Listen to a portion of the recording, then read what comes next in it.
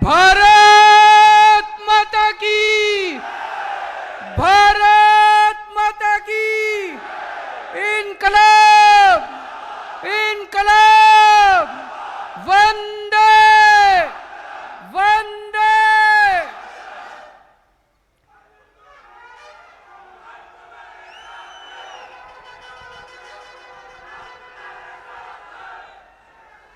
कर्नाटक के कोने कोने से आए हुए सभी भाइयों बहनों, माताओं, बुजुर्गों, बच्चों, आप सब लोगों को मेरा नमस्कार, सबको मेरा प्रणाम। मंच पे भी चंद्रशेखर जी बैठे हैं, पृथ्वी जी, भास्कर राव साहब और बहुत गणमान्य लोग बैठे हैं। आप सब लोगों को मेरा प्रणाम, सबको मेरा नमस्कार। मैं हिंदी में बोलूँगा,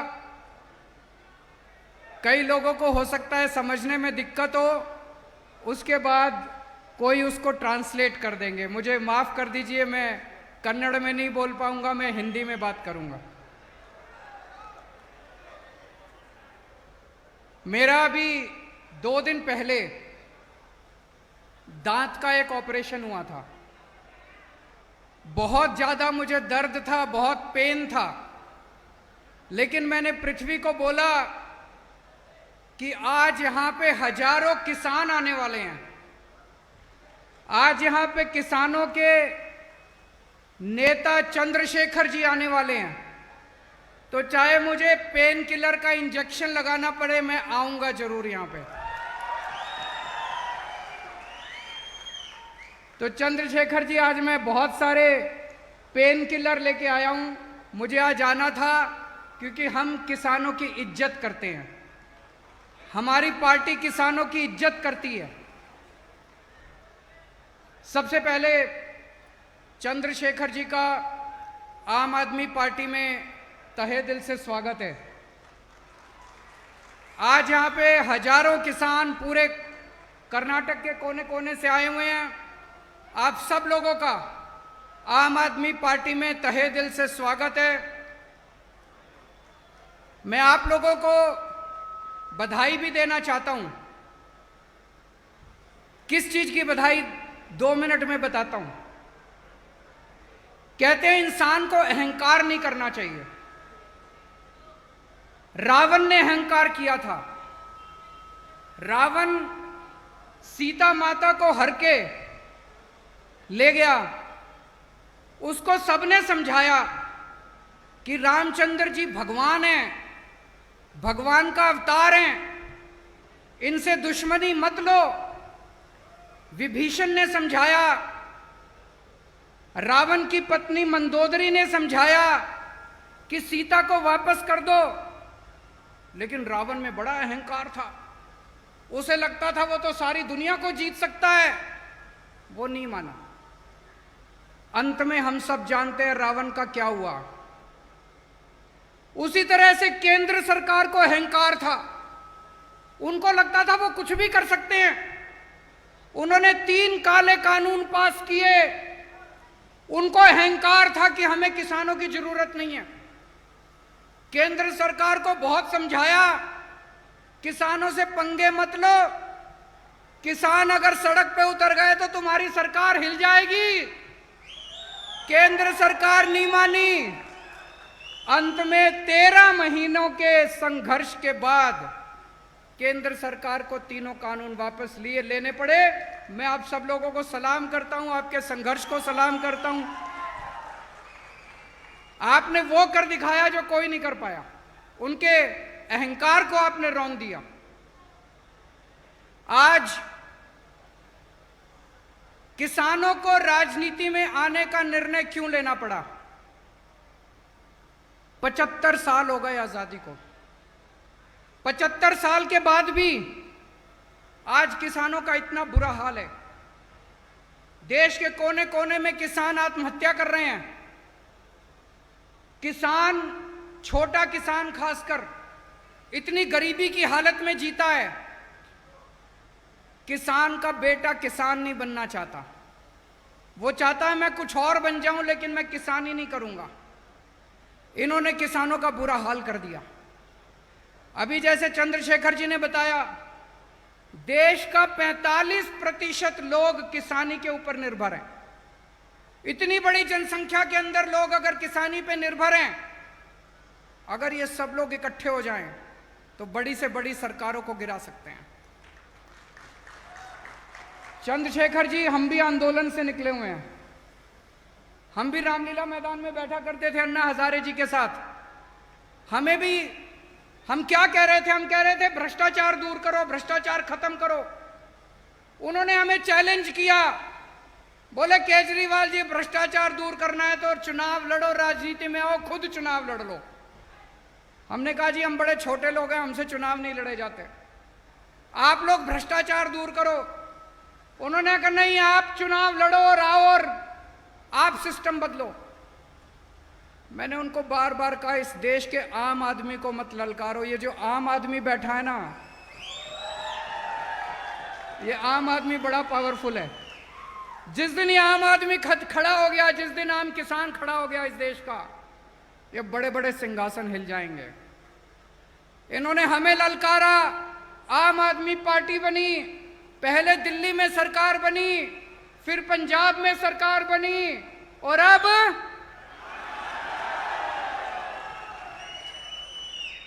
कर्नाटक में सरकार बनानी है। बनानी है कि नहीं बनानी है? दोनों हाथ खड़े करके बताओ, कर्नाटक। अभी मैं सुन रहा था, चंद्रशेखर जी बोल रहे थे इसके पहले वाली सरकार 20% की सरकार थी, अभी वाली सरकार 40% की सरकार है, दिल्ली में 0% की सरकार है। और ये मैं नहीं कह रहा, दिल्ली में कट्टर ईमानदार सरकार है, एक पैसे की रिश्वत नहीं लेते, एक पैसे की।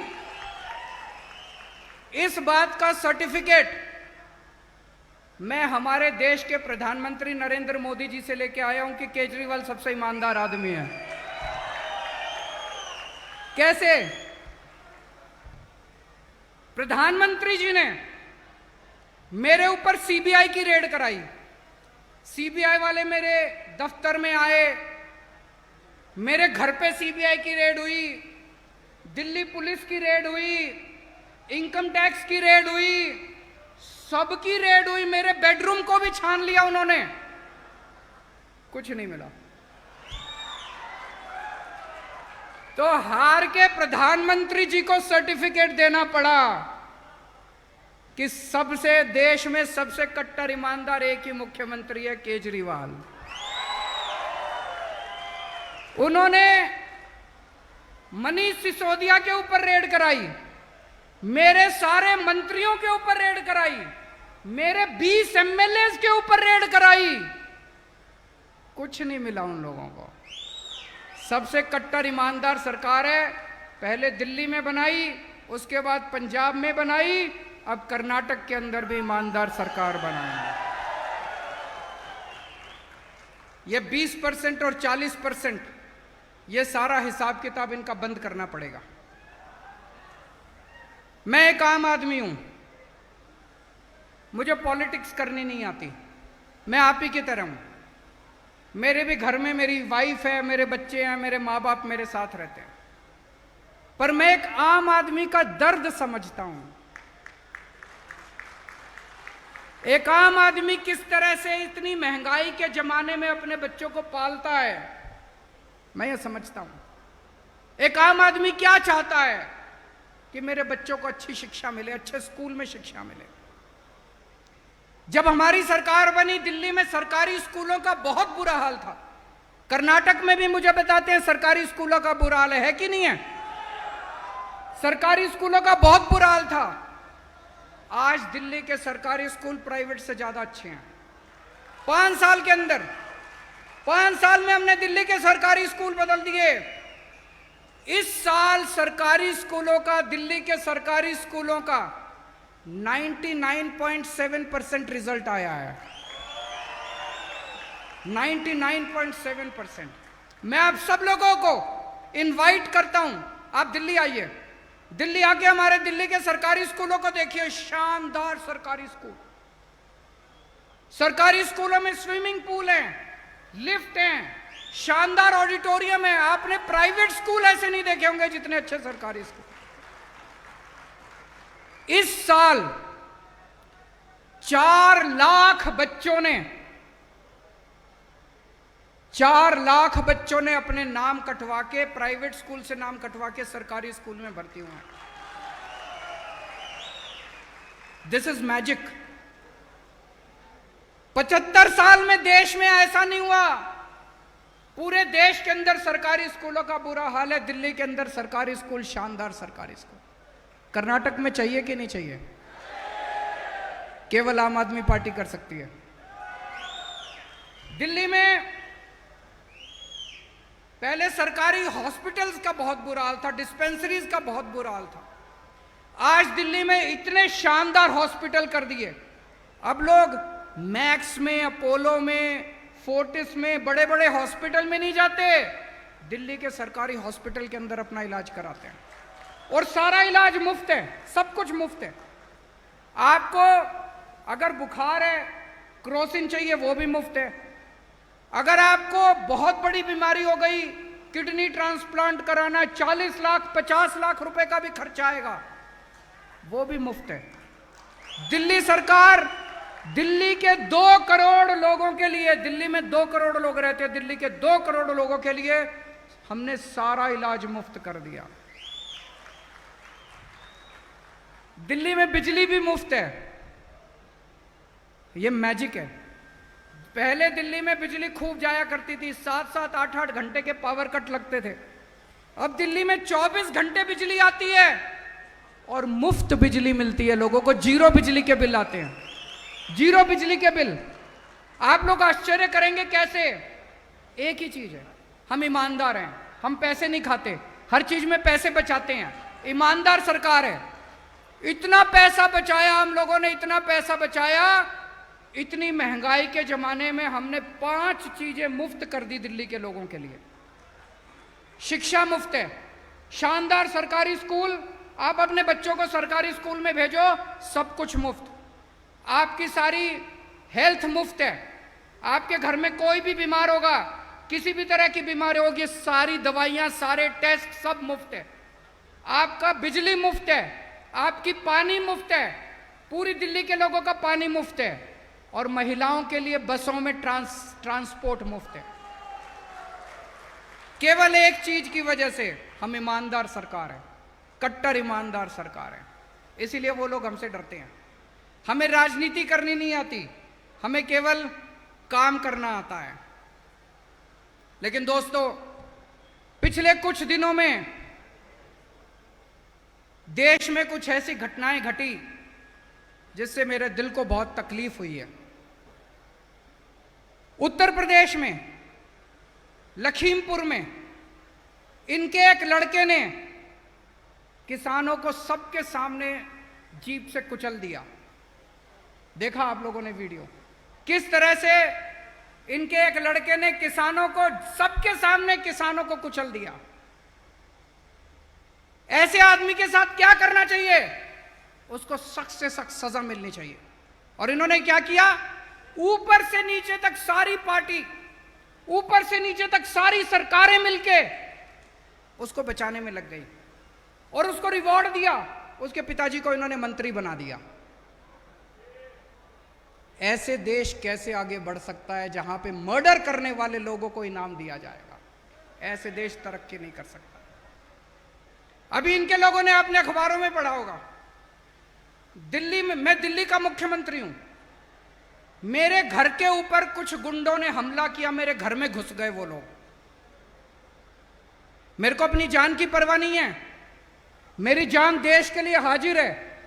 अगर देश के लिए 100 बार मुझे अपनी जान देनी पड़ेगी, मैं अपनी जान देने के लिए तैयार हूं। और मैं सौभाग्यशाली समझूंगा अगर मुझे अपने देश के लिए जान देनी पड़े।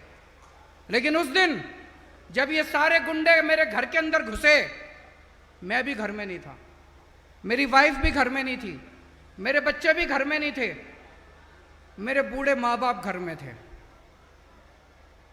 इन्होंने क्या किया? उन्होंने उन गुंडों को सजा नहीं दी, अगले दिन इन्होंने उन गुंडों को अपनी पार्टी में शामिल कर लिया।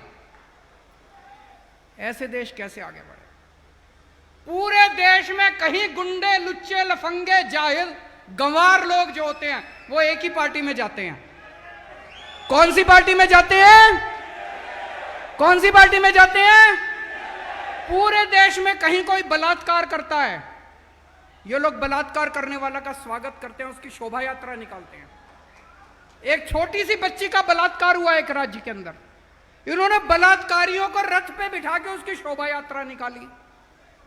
कहीं पे बलात्कार होता है, ये सारे पहुंच जाते हैं इनकी पार्टी वाले उनकी। ऐसे देश कैसे तरक्की करेगा? ऐसे देश आगे नहीं बढ़ सकता। हमें गुंडागर्दी करनी नहीं आती। आम आदमी पार्टी शरीफों की पार्टी है, आम आदमी पार्टी देशभक्तों की पार्टी है, आम आदमी पार्टी ईमानदार लोगों की पार्टी है। हमें गुंडाई करनी नहीं आती, हमें स्कूल बनाने आते हैं। हमें लफंगाई करनी नहीं आती, हमें दंगे करने नहीं आते। पूरे देश में दंगे हो रहे हैं, कौन करा रहा है ये दंगे? कौन सी पार्टी दंगे करा रही है? सारे जानते हैं कौन सी पार्टी दंगे करा रही है। हमें दंगे करने नहीं आते। ऐसे इस देश के लोग नहीं चाहते कि दंगे हो, इस देश के लोग शांति चाहते हैं, इस देश के लोग शांति से जीना चाहते हैं। अगर आपको दंगाई चाहिए तो उनको वोट दे देना, आपको स्कूल चाहिए मेरे को वोट दे देना, अगर आपको गुंडागर्दी चाहिए उनको वोट दे देना, अगर आपको अस्पताल चाहिए केजरीवाल को वोट दे देना। मेरे को दंगाई करनी नहीं आती, मेरे को गुंडाई करनी नहीं आती। स्कूल बनाने आते हैं, अस्पताल बनाने आते हैं, सड़कें बनानी आती हैं, बिजली देनी आती है, पानी देनी आती है, कट्टर ईमानदार सरकार देनी आती है हम लोगों को। दोस्तों, आज मैं बेहद खुश हूं। आज इस मंच के जरिए, जैसा चंद्रशेखर जी कह रहे थे, ये एक तरह से इतिहास रचा जा रहा है।